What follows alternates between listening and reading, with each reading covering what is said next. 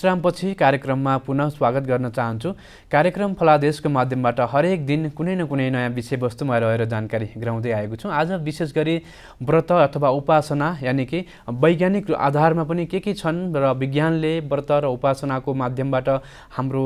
जुन मन मस्तिष्कमा आउने विचारहरूलाई परिवर्तन गर्नको लागि र तिनी विचारहरूलाई शुद्धिकरण गर्नको लागि विज्ञानले पनि उपासना यानि कि विज्ञानले पनि यस्तो खाले व्रतहरूको एउटा हरेक अवस्थाबाट प्रमाणित गरिसकेको छ। त्यसकारणले गर्दाखेरि धार्मिक हिसाबले अथवा वैज्ञानिक हिसाबले हामीले बस्ने व्रतको विशेष महत्त्व के रहेको छ र आज विशेष गरी सोम प्रदोष यानि कि भगवान शिवजीको जुन यो शिवरात्रिको पूर्व सन्ध्यामा पर्ने जुन एउटा सोम प्रदोषको एउटा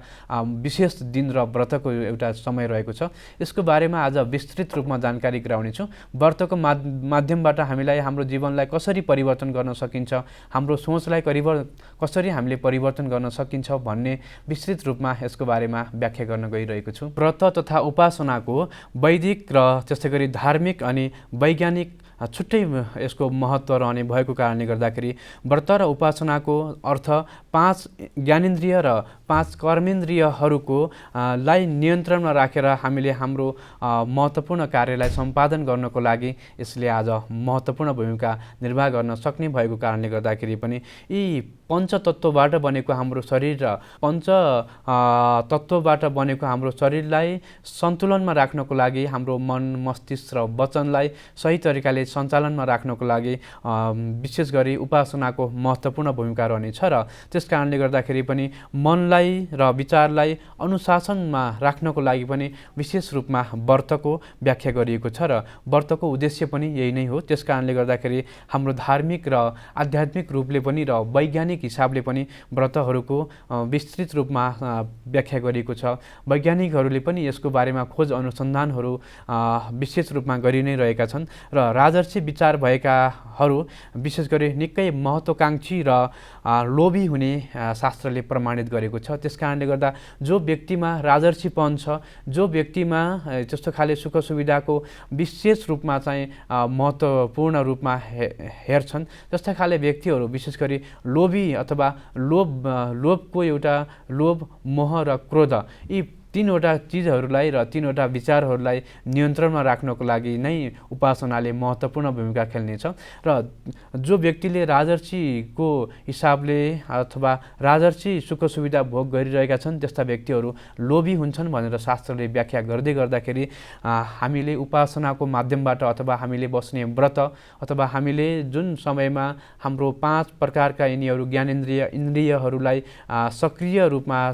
राख्नको लागि हामी जुन प्रकारको व्रत बस्छौँ, उपासना गर्छौँ,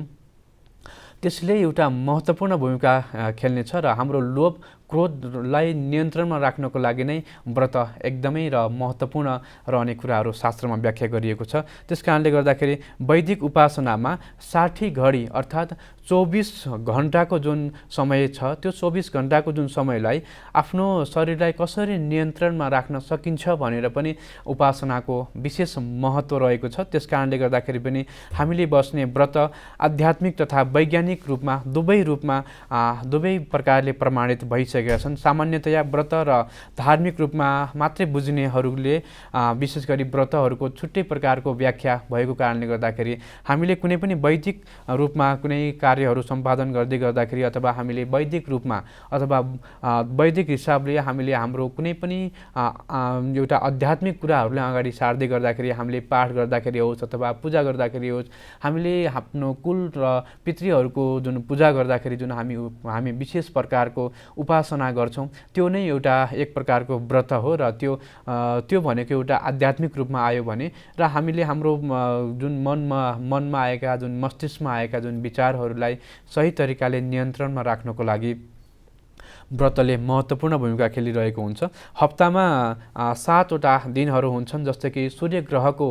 बारबाट आइतबार भएको छ, त्यस्तै गरी चन्द्रमा ग्रहको बारबाट सोमबारको नामाकरण भएको छ, त्यस्तै गरी मङ्गल ग्रहको बारबाट मङ्गलबारलाई हेरिएको छ भने बुध ग्रहको यानि कि बुद्धि दिने ग्रहको बार भनेको बुधबार हो भने बृहस्पति ग्रहको बार भनेको बिहीबार र शुक्र ग्रहको आधारमा शुक्रबारको निर्माण भएको हो भने शनि ग्रहको आधारमा शनिबारको रूपमा व्याख्या गरिएको गरिएको छ। अब हप्ताको 7वटा दिनलाई हामीले कसरी सम्पादन गर्ने र हाम्रो जुन स्वभाव छ, जुन हाम्रो जुन एउटा जुन स्वभाव बनेको छ, त्यो स्वभावलाई हामीले विशेष रूपमा नियन्त्रणमा राख्नको लागि विशेष गरी यदि तपाईँ आइतबार जन्मिनु भएको छ भने आइतबारको दिनमा भगवान सूर्यको यदि हामी उपासना गर्न सकियो, सूर्यको लागि हामी व्रत बस्न पुग्यो भने जति पनि हाम्रो रिस छ, जति पनि हामी एक्कासी हामी रिसाउँछौँ भने त्यो रिसलाई हामी नियन्त्रण गर्नको लागि हामी विशेष गरी आइतबारको व्रत बस्नुपर्ने हुन्छ। र आइतबारको व्रत बस्दाखेरि भगवान सूर्य र सूर्यग्रह राज्यसँग प्रत्यक्ष सम्बन्ध राख्ने भएको कारणले गर्दाखेरि पनि आइतबारको व्रतले विस्तृत रूपमा हाम्रा सम्पूर्ण मनोवाञ्छित फललाई फल प्राप्तिको लागि र हाम्रो जुन रिसलाई नियन्त्रणमा राख्नको लागि पनि आइतबारको दिन महत्त्वपूर्ण रहनेछ भने सोमबार भनेको जुन हाम्रो मन र मस्तिष्कमा आउने जुन जति प्रकारका विचारहरू छन्, हामी एकरो हुन्छौँ, हामीलाई राति निद्रा लाग्दैन र हामीले हरेक समयमा अरूको मात्रै हाम्रो मन र मस्तिष्कमा विचारहरू आउँछ, अरूले गरेको प्रगतिप्रति हामीलाई नकारात्मक विचारहरू आउँछन् भने हामी सोमबारको दिनमा विशेष रूपमा भगवान शिवजीको व्रत बस्न पुग्यो भने विशेष रूपमा त्यस्ता खाले जति पनि नकारात्मक विचारलाई सकारात्मक विचारमा परिवर्तन गर्नको लागि सोमबारको व्रतले मुख्य रूपमा भूमिका खेलिरहेको हुन्छ भने मङ्गलबारको व्रत भनेको जति पनि व्यक्तिहरूलाई कुनै पनि कार्य सम्पादन गर्नको लागि र कार्य सिद्धि गर्नको लागि अप्ठ्यारो परिस्थितिहरू परेको छ अथवा झै झमेलाहरू मुद्दा मामिलाहरूको हामीले केस हरेक प्रकारमा हरेक समयमा हामी भोगिरहेका छौँ अथवा सन्तान सम्बन्धी कुनै पनि समस्याहरू छ भने मङ्गलबारको व्रत बस्दाखेरि विशेष फाइदा हुनेछ भने यदि बुधबारको व्रत बसेपछि हाम्रो मन र मस्तिष्कमा जति पनि विचारहरू कमजोर विचारहरू आएका छन् त्यस्ता खाले विचारलाई अगाडि बढाउनको लागि र हाम्रो शिक्षा शैक्षिक क्षेत्रलाई राम्रो गराउनको लागि बुधबारको व्रतले विशेष महत्त्वपूर्ण भूमिका खेलिरहेको हुन्छ भने बिहीबारको व्रत बस्नको लागि हाम्रो जुन प्रकारको विवाह वैवाहिक सम्बन्धमा बिग्रिएको छ अथवा हामीले कुनै पनि ज्ञानपूर्वक कार्यहरू सम्पादन गर्नको लागि अप्ठ्यारो भएको छ भने हामी बिहीबारको दिनमा व्रत बस्यो भने विस्तृत रूपमा भगवान